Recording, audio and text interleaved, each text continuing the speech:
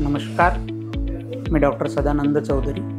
Nataraj art and culture centre हे नागपुरातील visual art आणि फाईन आर्टचं एज्युकेशन देणारी एक महत्त्वपूर्ण संस्था आता हळूहळू झेप घेत आहे. आजच्या घडीला या 4-5 वर्षामध्ये नटराज आर्ट अँड कल्चर सेंटरची बऱ्यापैकी डेव्हलपमेंट झालेली आहे आणि इथे sculpture, painting, applied art, dance, drama ही कोर्सेस या ठिकाणी चालतात. आणि नटराज आर्ट अँड कल्चर सेंटरमध्ये मी पेंटिंग या विषयाला या ठिकाणी शिकवतो आहे. आणि पेंटिंगचं फर्स्ट इयरपासून तर MFA पर्यंत म्हणजे मास्टरपर्यंत आपल्याकडे विद्यार्थी पण आहेत आणि त्या पद्धतीचं एज्युकेशन आहे. आपल्याकडे लाईव्ह ड्रॉइंग, पोर्ट्रेटसाठी स्टुडिओ आहे, तसे इक्विपमेंट आहेत, म्हणजे इझल्स म्हणू आपण त्याला किंवा डॉंकीज म्हणू, ह्या सगळ्या गोष्टी या ठिकाणी अवेलेबल आहेत. आणि त्या स्टुडिओसाठी वेगळेच टीचर आहे, पेंटिंग शिकवण्यासाठी वेगळे टीचर आहे. अशा प्रकारची पेंटिंग शिकणाऱ्या विद्यार्थ्यांसाठी सगळी सुविधा आपल्या या ठिकाणी नटराज आर्ट अँड कल्चर सेंटरमध्ये आहे. पूर्वीच्या तुलनेत नटराज सेंटरमध्ये जे काही आज डेव्हलपमेंट झालेली आहे हे एक टीम वर्क आहे. या टीम वर्कमध्ये सगळ्या प्रकारचे शिक्षक या ठिकाणी आहेत. पेंटिंगवाले, अप्लाइड आर्टवाले, ज्या प्रत्येक क्लासला एक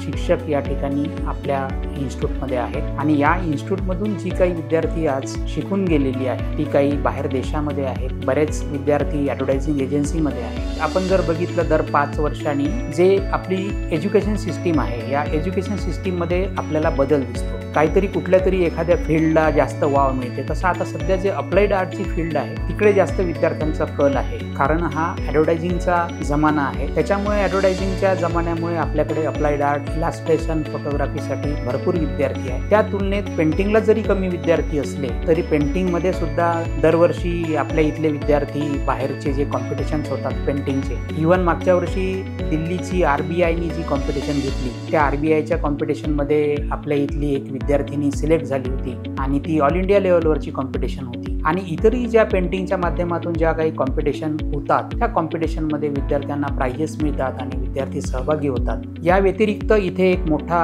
हॉल आहे आपल्याकडे. सगळ्या वेगवेगळ्या वर्गाच्या वेगवेगळ्या क्लासरूम आहे आणि ऑडिटोरियम सारखा एक छोटासा हॉल आम्ही तयार केलेला आहे. त्याच्यामध्ये म्युझिक आणि डान्स, ड्रामा याची पण जे शूटिंग आहे ते शूटिंग पण आम्ही आता हळूहळू चालू करतो आहे. आणि ज्या फाईन आर्टमध्ये ज्याला ज्या क्षेत्रामध्ये इंटरेस्ट आहे, ज्याला कोणाला गायनामध्ये, वादनामध्ये इंटरेस्ट असेल, पेंटिंगमध्ये असेल, स्कल्पचरमध्ये असेल, त्या सगळ्या प्रकारच्या फील्ड फाईन आर्टमधल्या आज नटराज आर्ट अँड कल्चर सेंटरमध्ये उपलब्ध आहेत. बस मला एवढंच सांगायचं आहे की एकदा आमच्या नटराज आर्ट अँड कल्चर सेंटरला नक्की भेट द्या.